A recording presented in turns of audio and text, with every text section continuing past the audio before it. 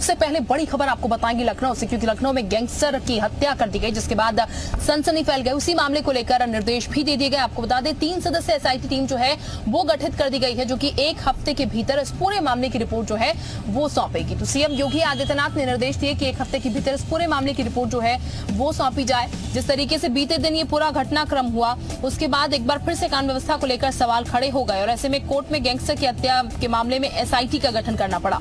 CM के आदेश पर ये 3 सदस्यीय एसआईटी का गठन हुआ। ADG Mohit Agarwal, नीलबजा Chaudhary, IG Praveen Kumar team में शामिल रहे। इसके अलावा एसआईटी आज पूरी घटना की जांच करने वाली है और समय दिया गया है 1 हफ्ते का, यानी कि 1 हफ्ते में ये पूरी जांच रिपोर्ट समक्ष प्रस्तुत करनी होगी सीएम के कि किस तरीके से पूरा घटनाक्रम हुआ, इसके पीछे की मंशा क्या थी, किसने ये करवाए। हर एंगल से फिलहाल जांच जो है एसआईटी अब शुरू कर चुकी है और 3 सदस्यीय टीम है जो कि इस पूरे मामले को जांचेगी एसआईटी की, जिसमें एडीजी मोहित अग्रवाल होंगे, नीलमजा चौधरी होंगी, आईजी प्रवीण कुमार होंगे, जो कि इस पूरे मामले की जांच करेंगे। तो कई एंगल हैं जिसको लेकर जांचा जा रहा है। और कल जब ये पूरा घटनाक्रम हुआ, इसमें महिला, एक सिपाही और एक मासूम बच्ची भी चोटिल हुई थी। हालांकि ये कहना है प्रशासन का कि तीनों ही सुरक्षित हैं पूरी तरीके से, लेकिन जीवा की इसमें हत्या कर दी गई। 6 गोलियां जो है वो यहाँ पर जीवा को मारी गई हैं। पोस्टमार्टम रिपोर्ट में ऐसा खुलासा हुआ, यानी कि हत्यारा जो है वो पूरे इस मकसद से आया था किसी भी सूरत में जीवा को जिंदा नहीं छोड़ना है।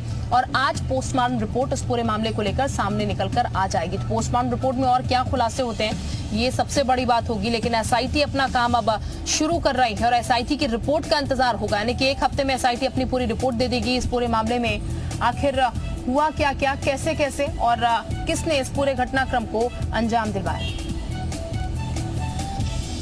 तो आपको बता दें कोर्ट परिसर में जिस तरीके से गोलीबारी हुई है, इससे पहले भी ऐसी कुछ घटनाएं सामने आई हैं जिसको लेकर बार बार कानून व्यवस्था पर सवाल खड़े होते रहे हैं। और एक बार फिर जब इस तरीके का घटनाक्रम हुआ है तो विपक्ष ने भी निशाना साधना शुरू कर दिया है। मायावती हो, अखिलेश यादव हो, तमाम विपक्षी पार्टियों के जो अध्यक्ष हैं वो सीधे सीधे टारगेट कर रहे हैं अब सत्ता पक्ष को, सरकार को। कह रहे हैं कि कानून व्यवस्था जो है वो बिल्कुल ढुलमुल है। कानून व्यवस्था ऐसी है, कोई भी आकर किसी को भी गोलियों से भून देता है, वो भी कोर्ट परिसर में। अधिवक्ता खासे नाराज नजर आ रहे हैं क्योंकि कहा जा रहा है जो आरोपी है वो यहाँ पर वकील के भेष में ही पहुंचा था और पुलिस जो है उनको डिटेक्ट नहीं कर पाई। हालांकि अब कोर्ट परिसर की सुरक्षा को बढ़ाने के चलते मेटल डिटेक्टर जो है वो यहाँ पर और लगाए जा रहे हैं, ताकि कोई भी व्यक्ति अगर किसी भी असले के साथ अंदर आता है, किसी भी वेपन के साथ अंदर आता है, तो फिर उसको बेहतर तरीके से डिटेक्ट किया जा सके, क्योंकि ये बड़ी चूक जो है वो सुरक्षा में हुई है, जिसको लेकर यहाँ पर सवाल खड़े हो रहे हैं।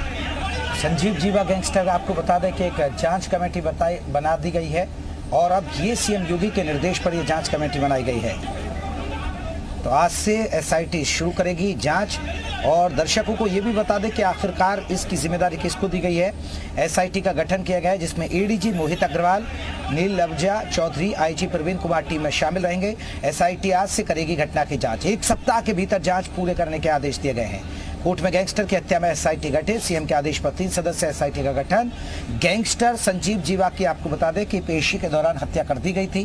गैंगस्टर संजीव जीवा पर कई मुकदमे दर्ज थे और इसे माना जा रहा है, गैंगवार से ही जोड़कर देखा जा रहा है कि किसी की पुरानी रंजिश की वजह से गैंगस्टर संजीव जीवा की हत्या की गई है।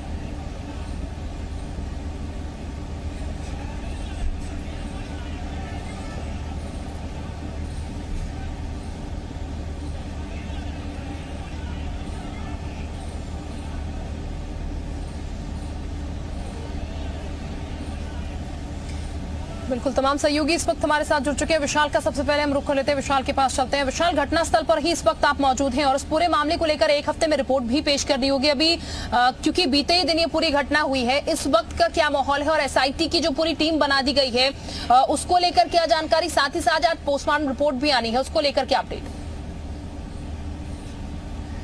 देखिए, बिल्कुल एसआईटी की जो टीम है वो रात में 1:30 बजे यहाँ पर पहुँची थी। मैं इस वक्त लखनऊ कोर्ट के ठीक बाहर मौजूद हूँ। आपको सबसे पहले तस्वीरें दिखा देता हूँ कि आज जो है चूँकि यहाँ पर जो सुरक्षा व्यवस्था है उसको चाक चौबंद कर दिया गया है, चूँकि आज ही वकील उन्होंने जो है हड़ताल का ऐलान किया है। आज कोई कार बहिष्कार जो है वो किया जाएगा, तो ऐसे में सुरक्षा के लिहाज से यहाँ पर काफ़ी इंतजाम किए गए हैं। इसके साथ साथ आज ही चूँकि ये कहा जा रहा है कि एसआईटी टीम आज दोबारा से दोपहर में यहाँ पर आएगी, चूँकि दिन के उजाले में, चूँकि कल ये पूरी घटना हुई थी। उसके बाद एसआईटी का गठन कर दिया गया था करीब 7 बजे के आसपास। उसके बाद 1:30 बजे प्रवीण कुमार, मोहित अग्रवाल, इसके साथ साथ नीलांजा चौधरी जो है वो जो एसआईटी टीम के 3 मेंबर्स हैं वो यहाँ पर पहुंचे थे। उन्होंने यहाँ पर पूरी जानकारी जो है वो ली है और फिलहाल ये कहा जा सकता है कि तमाम जो तार हैं इस पूरे मामले के वो जो है अब तलाशने में जुट चुकी है एसआईटी टीम। क्योंकि कई ऐसे सवाल हैं। पहला सवाल ये है कि जो आरोपी था उसका कोई बहुत बड़ा बैकग्राउंड नहीं था आपराधिक, तो ऐसे में उसने संजीव जीवा की हत्या क्यों की, उसके पीछे कौन लोग थे, क्या कोई बड़ा चेहरा था जो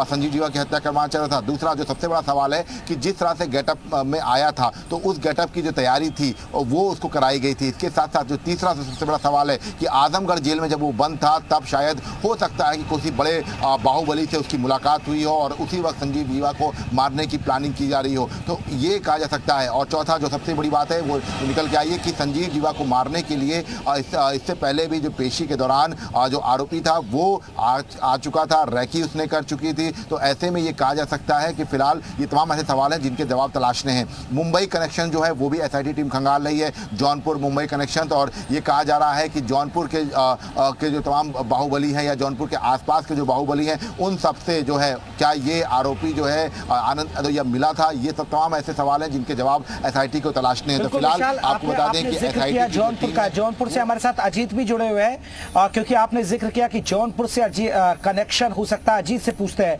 अजीत जौनपुर से कोई कनेक्शन निकलता सामने आ रहा है, कुछ और जानकारी मिल पाई है इस पूरे केस को लेकर? जी जेपी बिल्कुल बता दूं कि सुल्तानपुर सरकी गांव में जैसे ही पुलिस वहां पर पहुंची गांव वाले इकट्ठा हो गए, लेकिन गांव वालों ये कह रहा था कि कोई इस मामले में कोई इसका आपराधिक इतिहास यहां पर नहीं है। फिलहाल 2020 में जो है इसके खिलाफ कोविड गाइडलाइन का उल्लंघन का मामला एक जौनपुर में जरूर दर्ज है, लेकिन ऐसे में देखा जाए तो इसकी कुंडली पूरी पुलिस खंगाली गई तो उसमें एक ही मामला दर्ज है। हालांकि जौनपुर में कोई आपराधिक इतिहास इसका नहीं है। अभी फिलहाल पुलिस पूरे मामले की जाँच कर रही है। जी जेपी बिल्कुल, गुफरान भी हमारे साथ इस वक्त बने। गुफरान का भी हम जरा रुक कर लेते हैं प्रयागराज से। गुफरान, नैनी सेंट्रल जेल में ही संजीव जीवा बंद था और जाहिर है जब अगर इस तरीके की पूरी घटना को अंजाम दिया गया है तो वहां से भी कई चीजें जो है सामने निकल के आ पाएंगी पूछताछ में। अभी वहां पर क्या कुछ चल रहा है, क्या पूछताछ हुई वहां पर और लोगों से, क्या जानकारी अभी आपके पास? देखिए, संजीव जीवा जो है 2010 से 2012 के बीच यानी 2 साल प्रयागराज की जो नैनी सेंट्रल जेल है यहाँ पर बंद था सर्किल नंबर 2 में। 2 साल के बीच यहाँ के तमाम जो गैंगस्टर थे, चाहे माफिया अतीक अहमद के गुर्गों की बात करें या फिर दूसरे पूर्वांचल के जो बाहुबली नेता हैं वो भी यहाँ पर बंद रहे। उस दरमियान उनसे भी संजीव जीवा जो है उसके बेहद अच्छे संबंध थे, बेहद घनिष्ठ संबंध थे। और एक बार ऐसी भी हालात बने थे नैनी सेंट्रल जेल में जब गैंगवार होने की नौबत आई और उसी दरमियान 2012 में उसको यहां से ट्रांसफर करके आजमगढ़ भेजा गया था। लेकिन यहां पर अभी उसके कनेक्शन जो है वो खंगाले जा रहे हैं। एसआईटी जाहिर सी बात है प्रयागराज कनेक्शन जरूर खंगालेगी क्योंकि हाल में ही माफिया ब्रदर्स की हत्या हुई है अतीक अहमद और उसके भाई अशरफ की, और उस कनेक्शन में भी कहीं ना कहीं से जिस तरीके से संजीव जीवा की हत्या हुई है कहीं ना कहीं से दूसरा भेष, मीडिया का भेष बना करके यहां पर हुई तो वहां संजीव जीवा को वकील के भेष में। तो ये तमाम दोनों चीजें जो है वो जरूर मैच कर रही हैं कि कहीं ना कहीं से जो आरोपी हैं उनकी उम्र भी बहुत कम है और वो कोई पेशेवर अपराधी भी नहीं है। तो ऐसे में ये तमाम जो एंगल है, तमाम जो कनेक्शन है, कहीं ऐसा तो नहीं कोई एक गिरोह ही है जो यूपी के खास करके जो पूर्वांचल से जुड़े माफिया है उनके गिरोह को खत्म करने की प्लानिंग करी हो। और माफिया मुख्तार का ये करीबी था तो कहीं ना कहीं से जो पूर्वांचल के माफिया हैं वो जरूर निशाने पर है। इसके पहले हमने देखा था कि अतीक और अशरफ की 15 अप्रैल को हत्या हुई, उस हत्याकांड का जो राज है अभी भी खुल नहीं पाया है। और अब संजीव जीवा की दिन दहाड़े कचहरी में जिस तरीके से गोलियों से भून करके हत्या हुई और हत्या करने वाला एक नॉर्मल जो है उसके ऊपर बहुत कोई ऐसे गंभीर आरोप नहीं है इसके पहले के अभी तक के जो रिकॉर्ड आए हैं। तो ऐसे में कहीं ना कहीं से जो एसआईटी है उसके लिए ये कनेक्शन खंगालना बहुत जरूरी होगा कि इस पूरे हत्याकांड की जो साजिश है कहां से रची गई, कौन रची। और जाहिर से बात है कोई हल्के फुल्के अपराधी नहीं होंगे, बहुत पेशेवर होंगे और बहुत शार्प होंगे। उन्होंने ही इस